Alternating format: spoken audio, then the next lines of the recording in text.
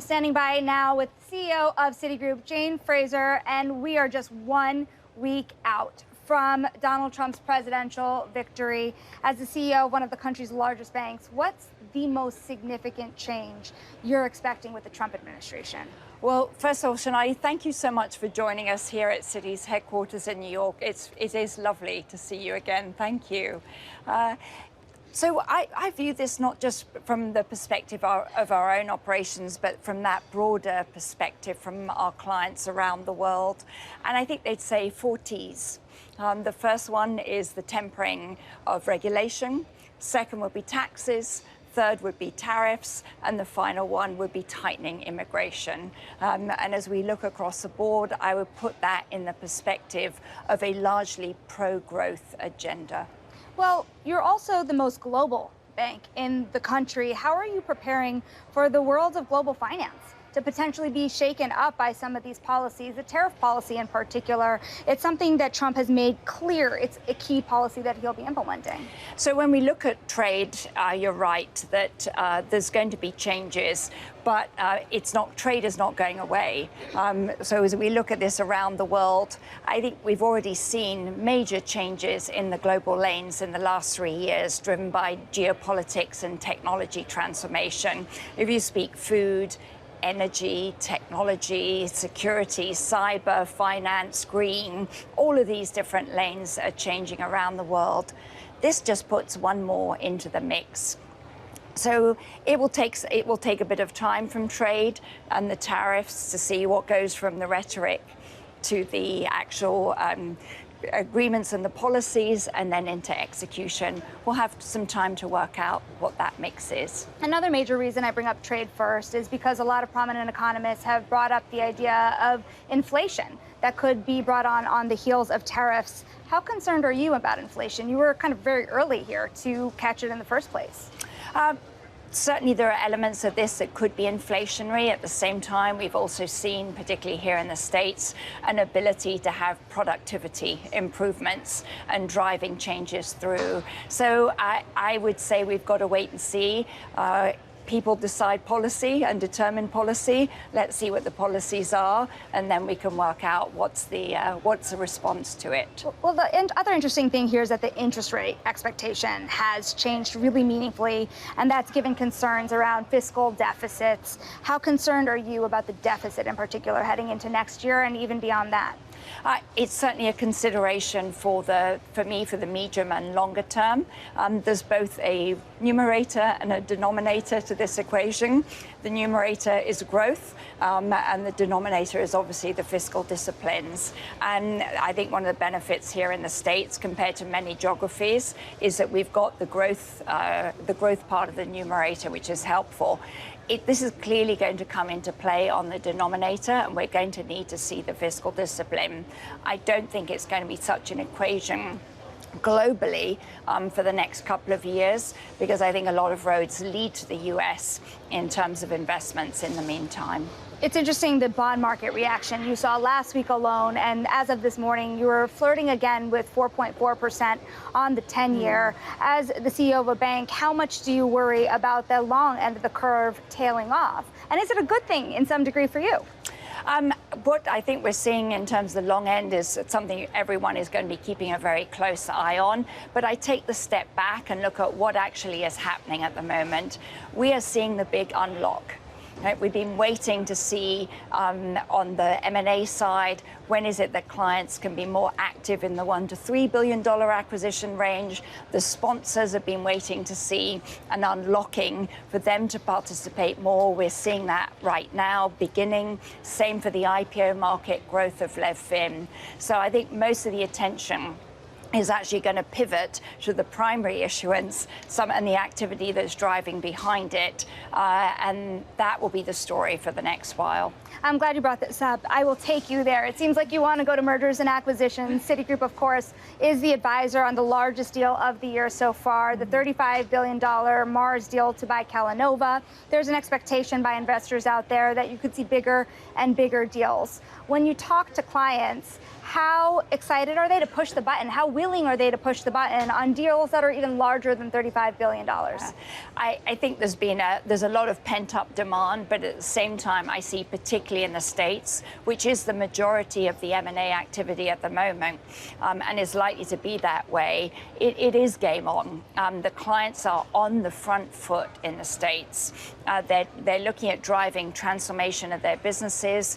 It is a scale game at the moment in industry after industry.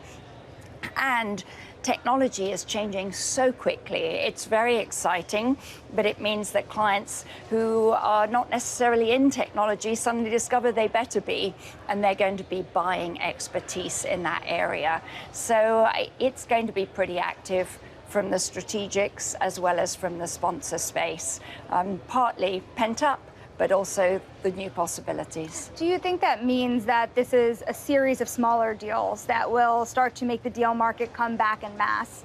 Or is that inclination for mega deals still there? There's a little bit of a question out there on still how much those deals will get through, even in Trump antitrust authority. Certainly there are questions, but I think it's an and, not an or. We had our technology conference last week. We had over 110 or so CEOs from around the world, all wanting to be very focused on the States. We kind of bring the world to Silicon Valley. And the dialogue was around all of the above at the moment. So the ambition is there. As always with M&A, there's a difference between announced and completed. And that's where certainly our people are ready to help. You brought in a new investment banking chief in. Part of the idea is to go after more private equity clients. There's also an expectation of private equity deals to come back. But if interest rates remain higher, how possible is that deal flow to come to the surface? Obviously, lower rates is helpful, and we've got a long way to go in bringing the rates down. I mean, there is a lot of cushion there at the moment, as everyone knows. So we would expect them to come down from where they are. How high, how far down they go, to be determined. But certainly what we are seeing is, there's a lot of reason for people to be participating. You also have private asset market. We're very happy with our new relationship and partnership effort with Apollo. $25 billion of firepower to provide into non-investment grade clients, to help getting deals done. So those are important parts of the equation, and there are innovations out there to help clients responsibly grow, expand, and acquire. I'm glad you brought up the Apollo deal. Wondering more on how it's going. Have you done your first set of deals yet? How far along are you? And how many more conversations are you having just like it? Well, in the States, is the overwhelming portion at the moment is roughly 70% of the private asset market. So we've certainly garnered a lot of attention by the scale of this, because I think it provides for our clients more alternatives when they come to us, when we're originating and working with them. So they have more alternatives, and they have a lot of deal certainty. We've worked a lot with Apollo over the last couple of years on similar types of efforts. So we know each other well, they know our origination, and that deal certainty is very helpful for any of our clients.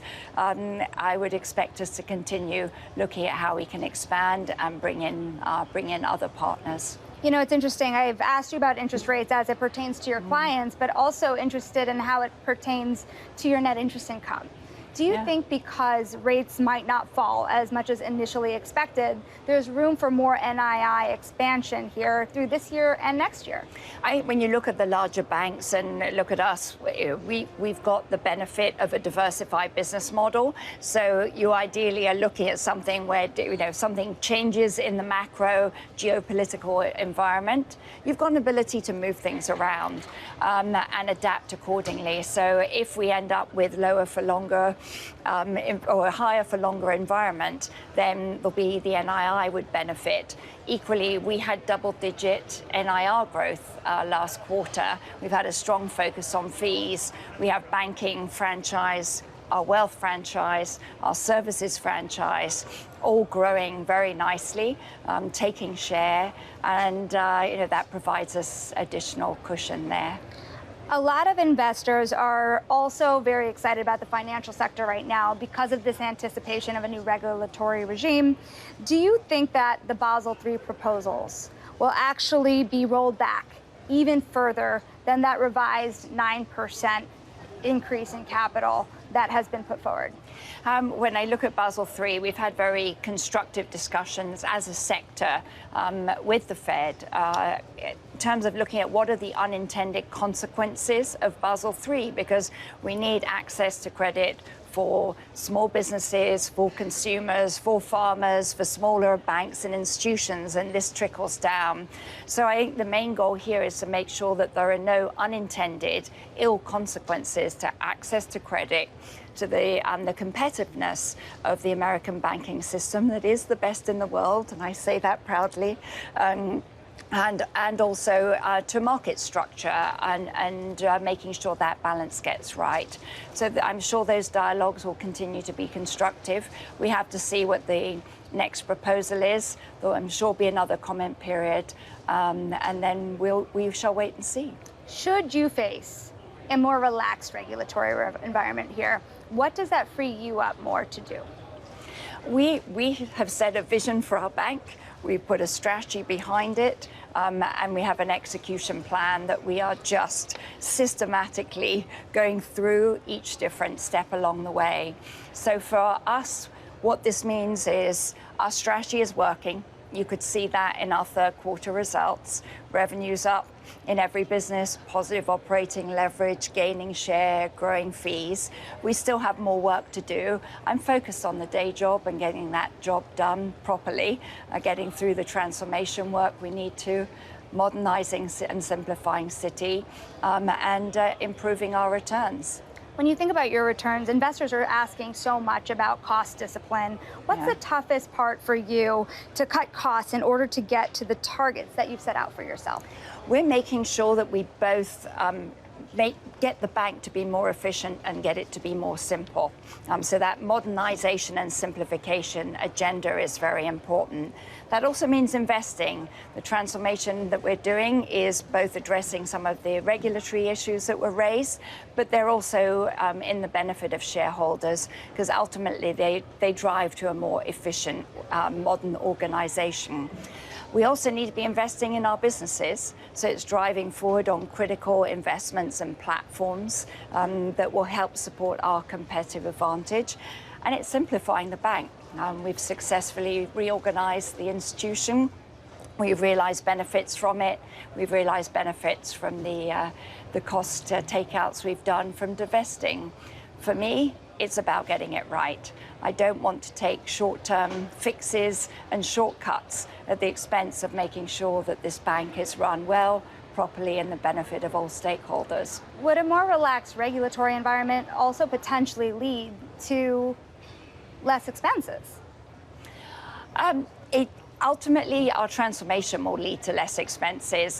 I look at it not just from the banking perspective, I look at it from all of our clients, and I think that's why we see this big unlock, because over-regulation can result for a client in being slower. It can add in costs where it doesn't need to. It can affect competitive advantage. And I think it's how do you get the pendulum in the right place?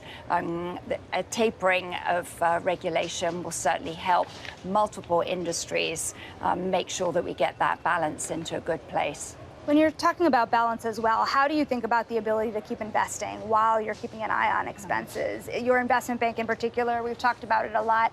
How do you think about the trade-off on bringing on new deal makers? You have one very prized position still open, potentially, with the new head of M&A.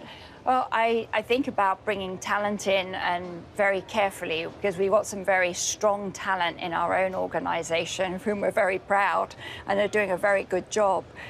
We want to make sure it's not only that they are strong players in of themselves, but that they fit the culture the right way, that they understand the power of the franchise, they're excited about the potential that we have ahead, and that they're going to play on the team to try and drive that forward. We haven't found it to be a problem to attract great talent to Citi.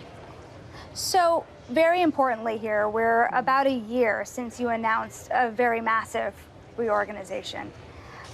Where do you stand now? Do you feel like you're almost done? And what does Citigroup, the new Citigroup, look like under Jane Fraser as you think about the path ahead after this first phase? So I always said this year was going to be a pivotal year for our strategy. And again, the third quarter and indeed the results through the year have shown that the strategy is delivering. We did the reorganization, as you said, announced it 6 months ago. We got it completed 6 months later, which is pretty good time. We've managed to get some layers taken out of the organization, 4 in total, which is a lot. We reorganized our different businesses so that they were in the best position to compete, looking forward, and the right configuration around it. We took out a lot of complexity of different activities and bureaucracy that weren't necessary. We've still been tweaking some things here and there. You don't get it right first shot. In 100% of the way, I'm very happy where we got to. Now we're focused on driving the performance of the business, and we're focused around making sure that we get our transformation done properly, the right way, and deliver the results that we need to. A lot of urgency around here, a lot of focus and accountability.